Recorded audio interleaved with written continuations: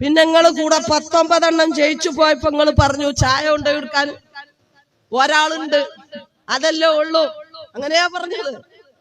അതിലൊന്ന് ഇടതുപക്ഷക്കാരനായിരുന്നു, സഖാവ് AM ആരിഫ്. ആലപ്പുഴ മണ്ഡലത്തിൽ നിന്നും ജയിച്ചു പോയി.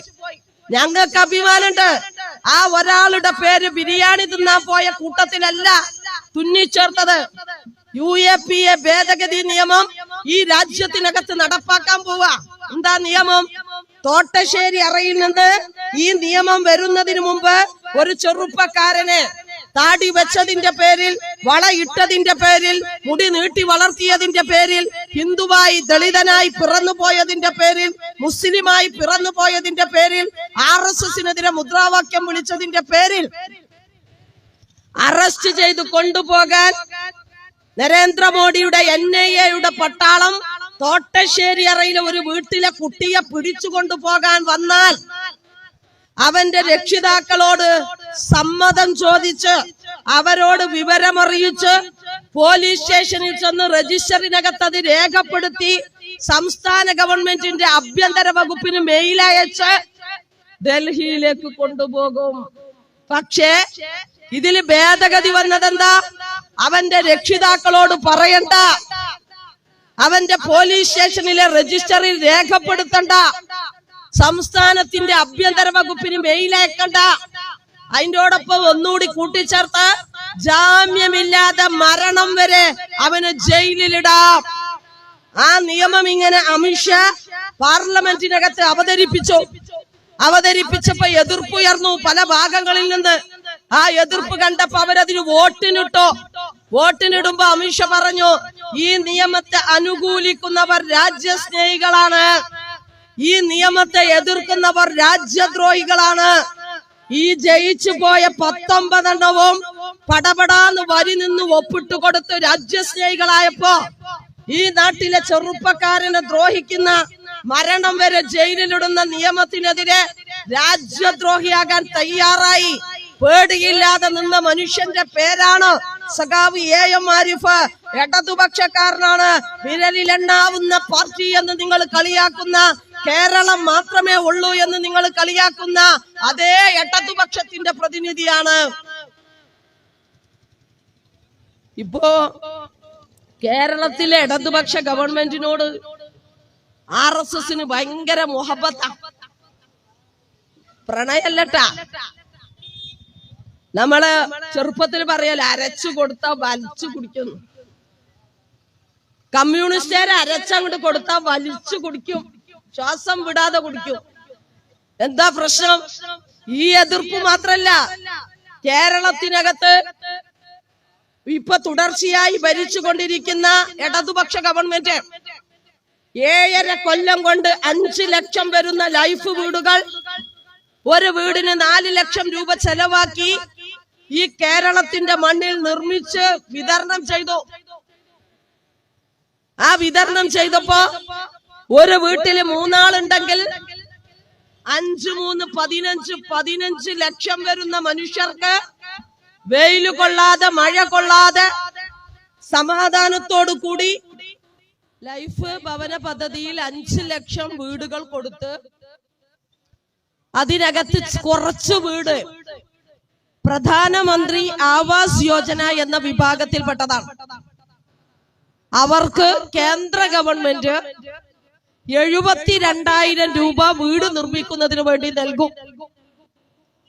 അപ്പൊ കേന്ദ്ര ഗവൺമെന്റ് കേരളത്തിലെ ഗവൺമെന്റിനോട് പറഞ്ഞു, ഈ വിഭാഗത്തിൽപ്പെടുന്നവർക്ക് 72,000 രൂപ ഞങ്ങൾ തരികയാണെങ്കിൽ വീടിന്റെ ഉദ്ഘാടനത്തിന്റെ അന്ന്, കുടിയിരിക്കലിന്റെ അന്ന് വീട്ടിലേക്ക് കയറുന്ന പ്രധാനപ്പെട്ട സിറ്റ് ഔട്ടിന്റെ ചുമരിൽ മോഡിയുടെ മോന്ത സീൽ ചെയ്തു വെക്കണം എന്ന് പറഞ്ഞപ്പോ പറ്റില്ല എന്ന് ചങ്കൂറ്റത്തോടെ പറഞ്ഞത് കേരളത്തിലെ ഗവൺമെന്റ് ആണ്. പറഞ്ഞു പറ്റില്ല. മലയാളികൾ അഭിമാനത്തോടെയാണ് കേരളത്തിന്റെ മണ്ണിൽ ജീവിക്കുന്നത്.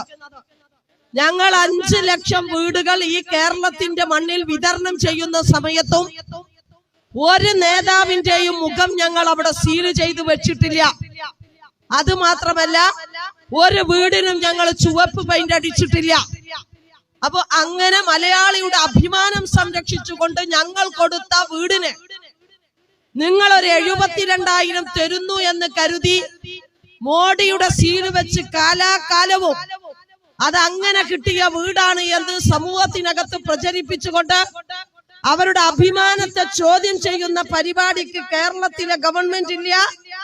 നിങ്ങൾ അതിൽ അങ്ങനെ മാത്രമേ ഈ പണം തരൂ എന്ന് നിങ്ങൾ പറയുന്നുണ്ടെങ്കിൽ ഞങ്ങൾക്ക് ആ പണം വേണ്ട എന്ന് പറയാൻ ധൈര്യം കാട്ടിയത് കേരളത്തിലെ ഇടതുപക്ഷ ഗവൺമെന്റ് ആണ്.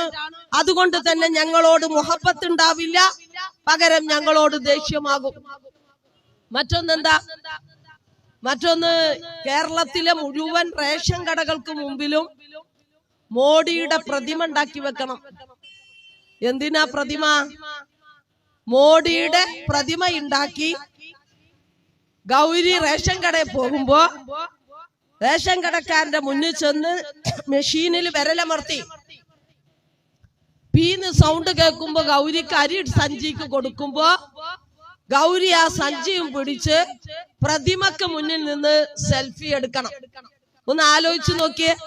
മഹാത്മാഗാന്ധിയുടെ പ്രതിമ ഇന്ത്യയിൽ പലയിടങ്ങളിലും സ്ഥാപിക്കപ്പെട്ടിട്ടുണ്ട്. ഗാന്ധിജി പറഞ്ഞു പോയതല്ല. ശ്രീനാരായണ ഗുരുവിന്റെ പ്രതിമ പല സ്ഥലത്തും നമ്മൾ കണ്ടിട്ടുണ്ട്. നാരായണ ഗുരുവും നമ്മളോട് പറഞ്ഞു പോയതല്ല. ജവഹർലാൽ നെഹ്റുവിന്റെ ജന്മദിനം ശിശുദിനമായി ആചരിക്കുന്നത് നെഹ്റു നമ്മളോട് പറഞ്ഞു പോയതല്ല. പ്രവാചകനായ മുഹമ്മദ് നബി സല്ലല്ലാഹു അലൈഹി വസല്ലമ തങ്ങളുടെ ജന്മദിനം നാടാകെ മുസ്ലിം ജനവിഭാഗം ഉള്ളിടത്ത് ആഘോഷിക്കാറുണ്ട്. അതും മുഹമ്മദ് നബി പറഞ്ഞു പോയതല്ല. പക്ഷെ മോഡിക്ക് ഉറപ്പുണ്ട്, 10 കൊല്ലം ഞാൻ ഭരിച്ച് ഈ നാടിനോട് കാട്ടിക്കൂട്ടിയ ദുൽമ കൊണ്ട് എന്നെ ആരും മരണശേഷം ഓർക്കില്ല എന്ന് ഉറപ്പുള്ളത് കൊണ്ട് മരിക്കുന്നതിന് മുമ്പ് നാടാകെ പ്രതിമ സ്ഥാപിക്കുന്നതിന് വേണ്ടി അദ്ദേഹം തെരഞ്ഞെടുത്ത ഒരു മാർഗമായിരുന്നു റേഷൻ കടകൾക്ക് മുമ്പിൽ സെൽഫി വെക്കാൻ. ആ റേഷൻ കടയിൽ മോഡി ആർക്കാണ് അരി കൊടുക്കുന്നത്? ഇത് വേണമെന്ന് പറയുമ്പോ അതിന്റെ ഒരു ന്യായം വേണല്ലോ. ഇവിടെ വെള്ളക്കാട്, മഞ്ഞക്കാട്, നീലക്കാട്, പിങ്ക് കാർഡ്, ഈ 4 കാർഡിലാണ് കേരളത്തിലെ മനുഷ്യർ റേഷൻ കടകളിൽ നിന്നും അരി വാങ്ങുന്നത്. ഇതിൽ കേന്ദ്ര ഗവൺമെന്റ് അരി കൊടുക്കുന്നത് മഞ്ഞക്കാടിന് മാത്രമാണ്.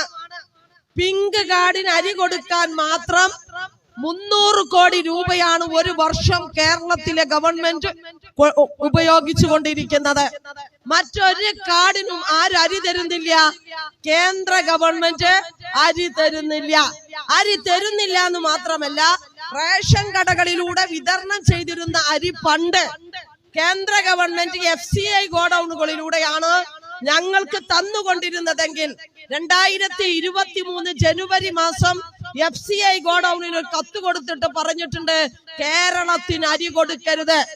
എന്നിട്ടും തളരാതെ കേരളത്തിന്റെ ഭക്ഷ്യമന്ത്രി ഉൾപ്പെടെ ഗുജറാത്തിലും പഞ്ചാബിലും ആന്ധ്രാപ്രദേശിലും പോയി കർഷകരിൽ നിന്നും നേരിട്ട് അരി വാങ്ങി ഈ കേരളത്തിലെ പ്രിയപ്പെട്ട മനുഷ്യർക്ക് വിതരണം ചെയ്യുമ്പോ ഇടതുപക്ഷത്തിന്റെ നേതാക്കളുടെ സെൽഫി ഞങ്ങൾ വെക്കണം എന്ന് പറയുന്നില്ല. പകരം നരേന്ദ്രമോദി സെൽഫി വെക്കണം എന്ന് പറഞ്ഞപ്പോ അതിനൊരു റേഷൻ കടയിൽ നിന്നും 6.5 ലക്ഷം ചെലവാക്കണം എന്ന് പറഞ്ഞപ്പോ സൗകര്യമില്ല എന്ന് ചങ്കുറപ്പോടെ പറയാൻ ഈ കേരളത്തിനകത്ത് മുതിർന്നു നിന്ന മനുഷ്യന്റെ പേര് സഖാവ് പിണറായി വിജയൻ എന്നും അതിന്റെ പക്ഷത്തിന്റെ പേര് ഇടതുപക്ഷം എന്നുമാണ്.